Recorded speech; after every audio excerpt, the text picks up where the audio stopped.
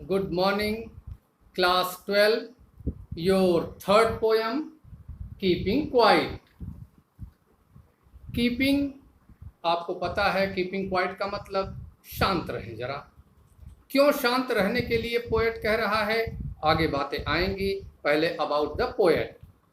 Pablo Neruda, इनकी timeline 1904 to 1973 is the pen name.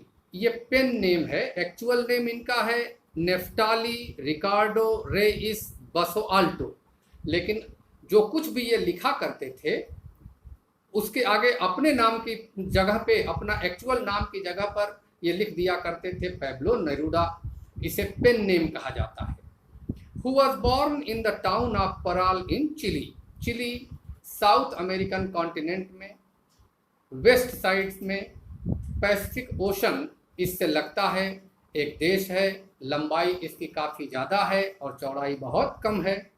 Kerala जैसे है अपने देश में, उसी तरीके से ये देश है। उस देश में एक जगह है पराल, पराल नामक जगह पे इनका जन्म हुआ था। Neruda's poems are full of easily understood images.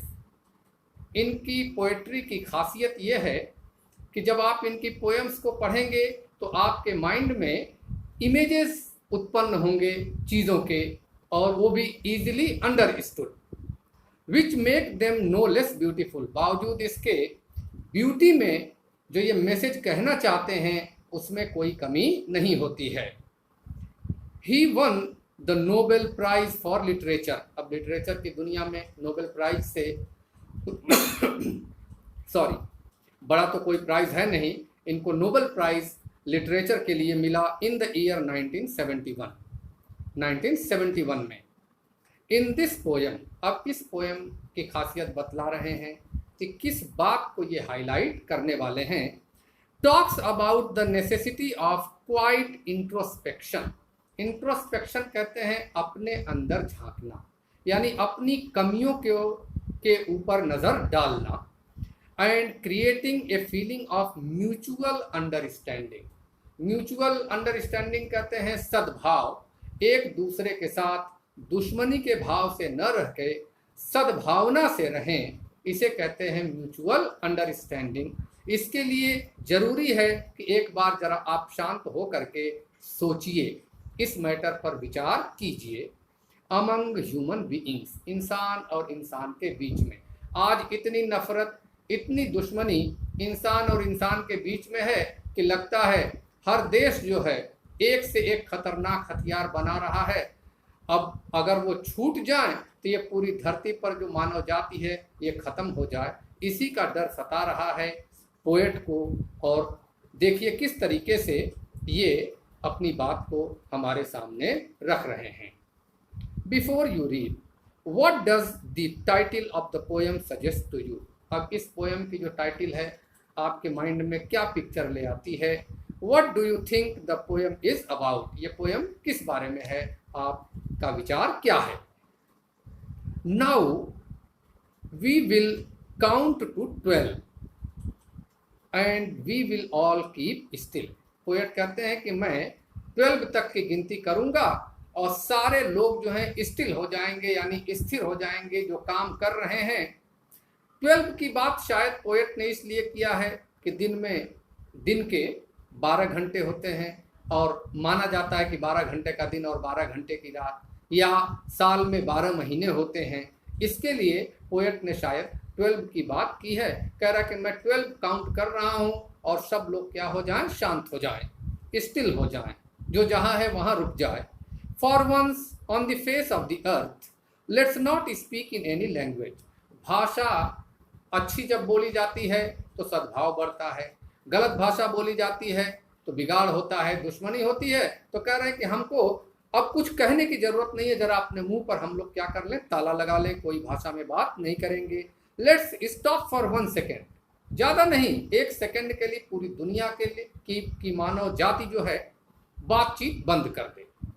And not move our arms so much, और अपने आर्म्स को हिलाएं न, डुलाएं न, बस शांत खड़े हो जाएं।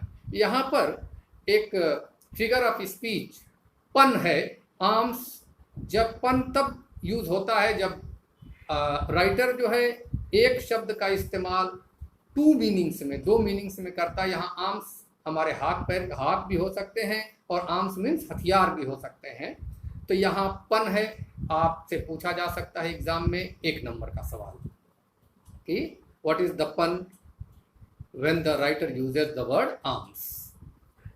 It would be an exotic moment without rush. कह रहे हैं कि जब ऐसा पल होगा सारे लोग शांत हो जाएंगे, खड़े हो जाएंगे, किसी भाषा में बात नहीं करेंगे, तो ये बहुत ही गजब का पल होगा पूरी दुनिया के लिए।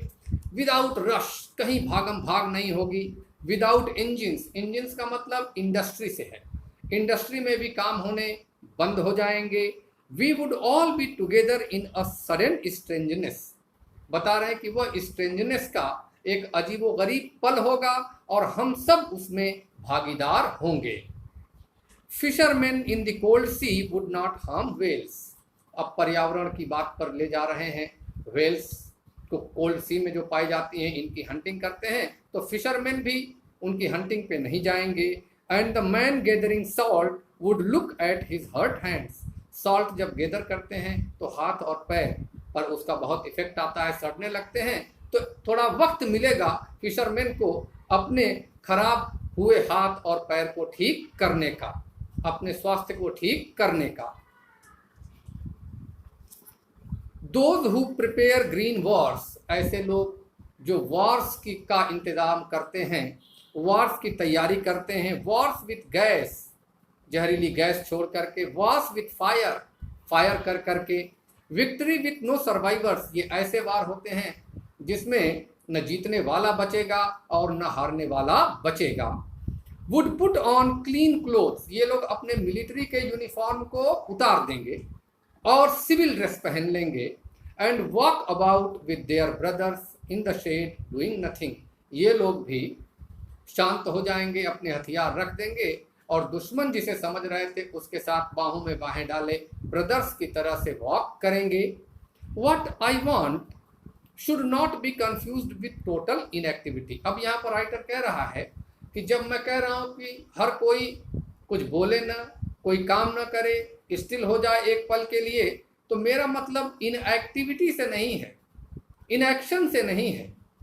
Life is what it is about, action का नाम ही जिंदगी है, एक्शन का नाम ही जिंदगी है। I want no truck with death, अब काम ही नहीं इंसान करेगा तो मौत के बराबर हो जाएगा।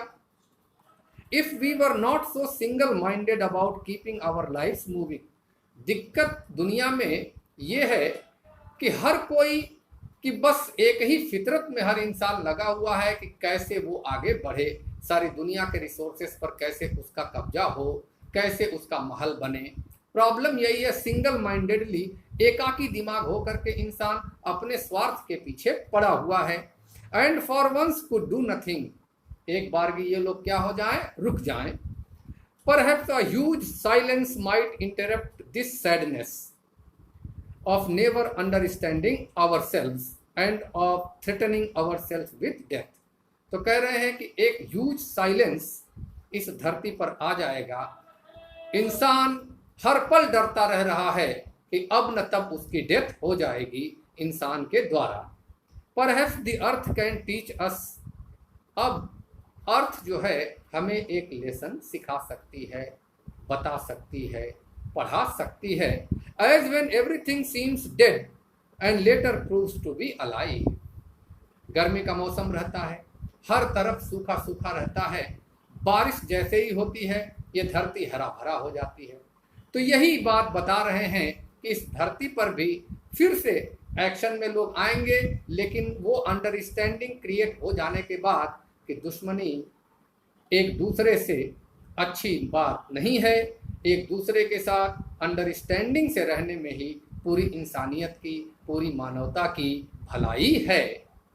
Now I will count up to 12, अब हम लोगों से वो कह रहा है पोएट कि मैं 12 तक काउंट करूंगा।